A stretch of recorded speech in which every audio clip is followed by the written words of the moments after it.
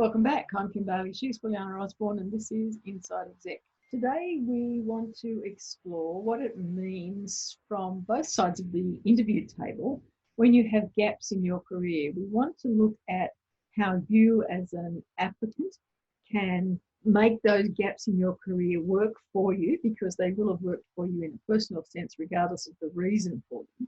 But we also want to have a look at how interviewers should be considering gaps in employment at a time now where we move into a different phase of working, and people may well have gaps in their employment for all sorts of reasons that cover 2020 and 2021 for that matter.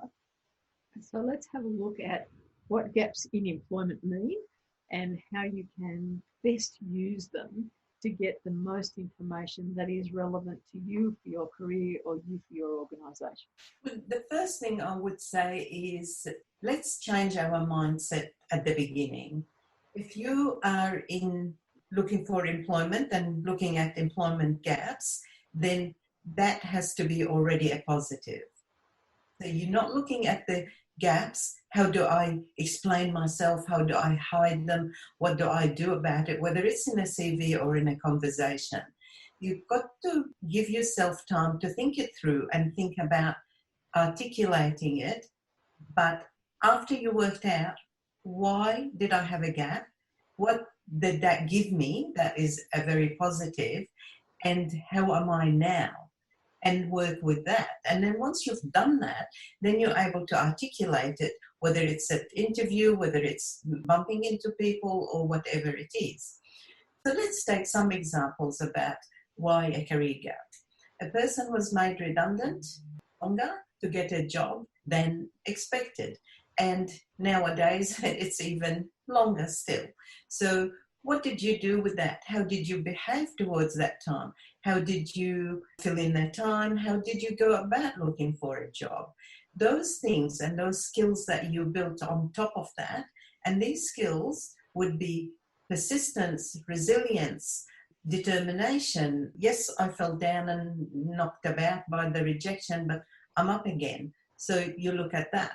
Then you take another example that might be, I actually got very sick and I needed few operations and I was out of circulation.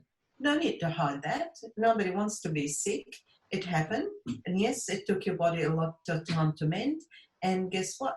You're ready now. And how you handled the fact, were you bitter, resentful to the point where it was destructive? Were you matter of fact? Were you thinking, well, I had ups and downs, which is absolutely normal. So you think about all of that. There is no right or wrong answers. It's how you went through it. But what you learned from that about yourself and about going forward. Another one is when you gave up to look after someone. That could be bringing up children. That could be looking after your spouse. That could be your elderly parents, any of that. Now, you know that this is really, really hard, being able to do that psychologically when you wanted to pursue your career. So talk about how you handle that and how you're able to prioritize and see what's need to be done here and now, and how you go from there to where you are now and where you want to head in the future. Another one that's a lot of people that a bit scary topic, people who had to give up work for mental health, substance dependence, etc. Now, if you look in examples in our lives, certainly I have a very vivid example was years and years ago. A person has been dependent on drugs and been for a long time and took a long time to rehabilitate herself, and then was absolutely right and been right for at least 2 years, and nobody would employ her. Luckily, a person I know who showed leadership and foresight talked to this person and decided, no, they're good fit for their job. Absolutely blown us. The person was one of the best performers, very focused, very dedicated, very loyal, and really, really good fit for the job and did better than most people. So imagine if that got left untouched, guess what would have happened? We wouldn't have had the benefit in that organization of this great skill and contribution, and the person would have been underutilized. So I guess that are sort of varied examples of where you could look at that and how positive it is, and there's nothing negative or shameful about hiding it. I think while we're looking at this from the point of view of the person who's had the career gaps, I think that the best approach that I've seen is to actually list the things, the qualities that you think you've shown in that period of time for whatever the reason was for the gap, but relate those to the organisation for whom you are being interviewed. The best examples I had early on in my recruiting career were people who had had parental leave or who had had a gap for looking after family in some way, and particularly the women who would come into an interview and say, oh, well, all I've done is look after the house in this last 10 years. My reaction to that was, well, what did that involve? Because everyone's household is different. So you tell me what you've done.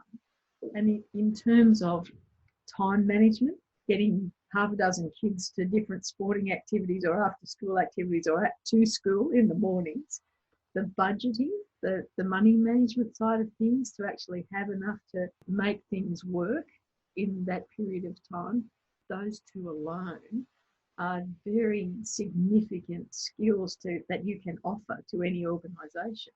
And if you don't look at them in terms of what you've done as it relates to what you want to do now, then you're missing making that connection and showing yourself that you've got the skills that are worthwhile in an organisation. Instead of thinking it from the organisation's point of view, or they must want someone who can do all of these tasks, finish this project.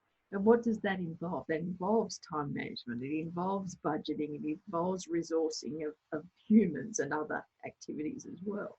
So haven't you done all of those things? And it's just about matching up the skills that you've been using in this gap period for whatever reason with the skills that you think the organisation needs. And what that does is put your mindset to the workforce again. Instead of thinking of it from a negative point of view as I have missed out because I haven't been working, it's I have been doing these things that have given me these skills or honed these skills to a point where I am now able to offer them to an organisation, and I will adjust. It's no different to taking on someone from another industry who hasn't had experience in your industry, who doesn't know the phrases, the technology, the system that you're using, whatever it is, but they've worked somewhere where they can bring you a different idea and adapt. That everyone can learn something new regardless of what they think of themselves.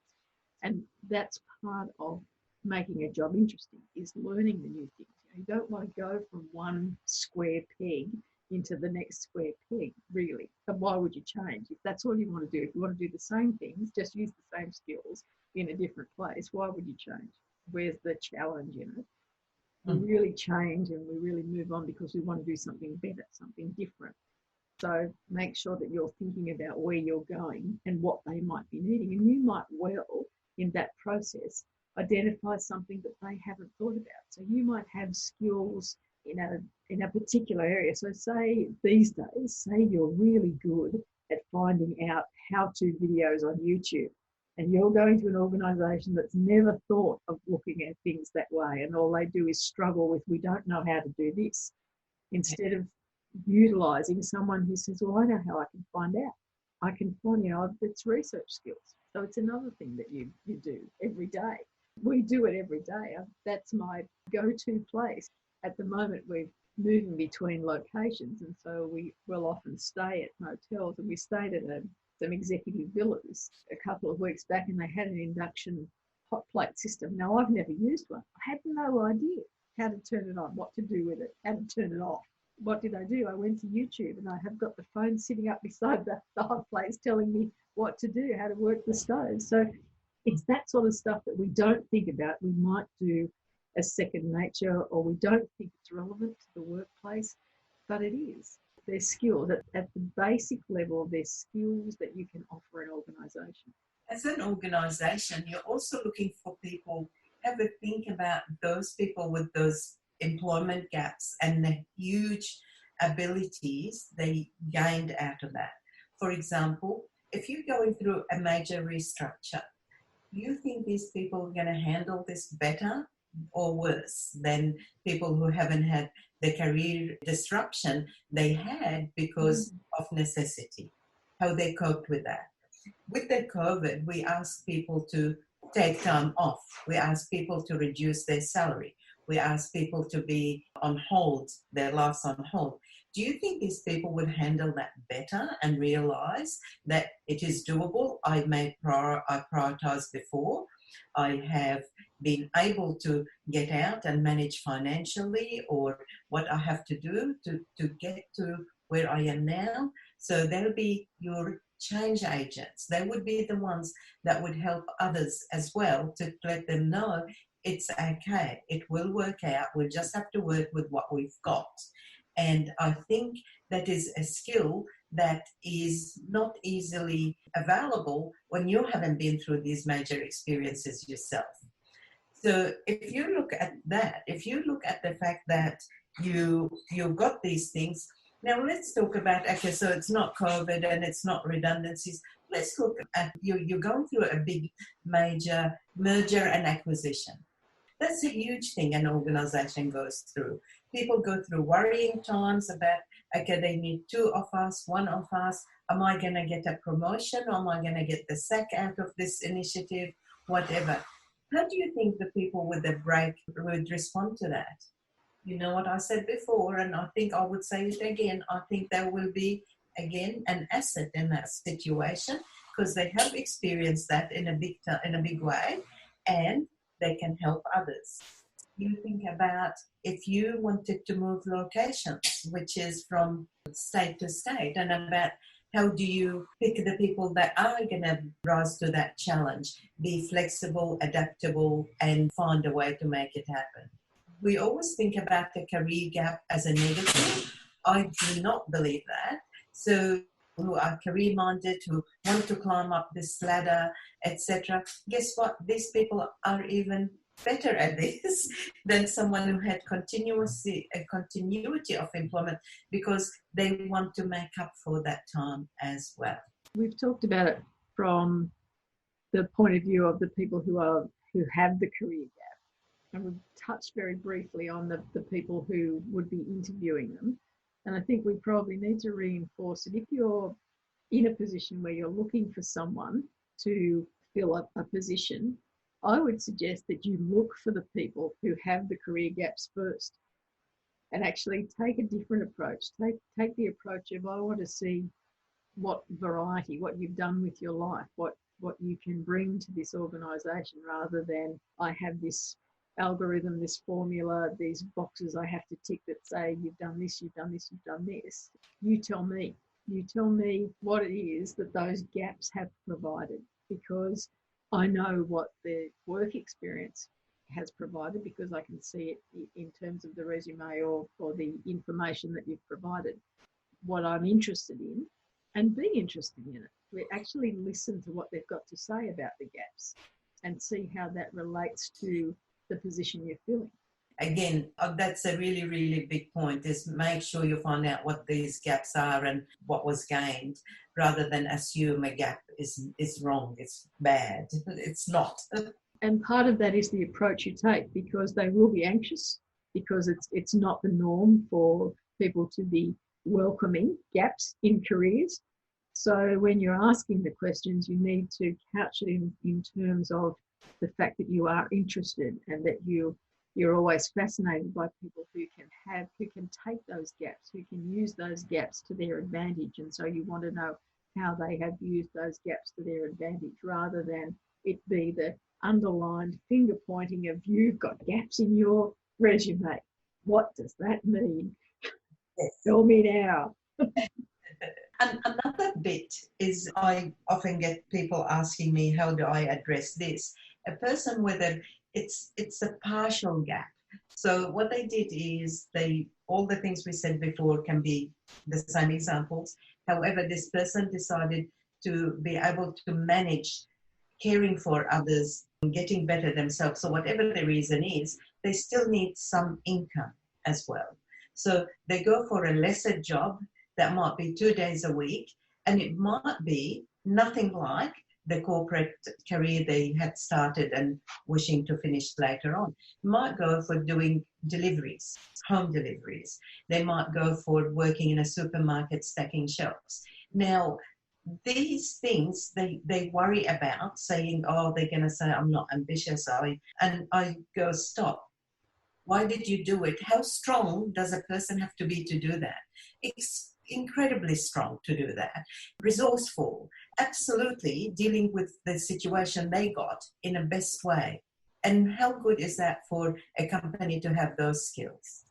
All right, well, I think we've covered that pretty well in talking about gaps in your career and how you make them work for you when you're looking for a new position, but also in terms of if you're interviewing, how you approach an applicant who does have gaps in their career and how you can make that probably the best way of finding out whether they're a good fit for your organisation or not. But for now, I'm Kim Bailey, she's Juliana Osborne, and this is Inside Exec.